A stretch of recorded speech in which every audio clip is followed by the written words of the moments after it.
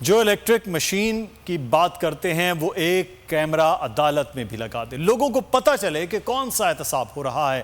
شاہد خاقان عباسی کی میڈیا سے بات چیت، کہا گزشتہ الیکشن میں RTS تھا، اس سے الیکشن چوری ہوا۔ الیکٹرانک مشین بنانا الیکشن کمیشن کا کام ہے۔ مفتاح اسماعیل کو فوج کی بجائے رینجرز کا لفظ استعمال کرنا چاہیے تھا۔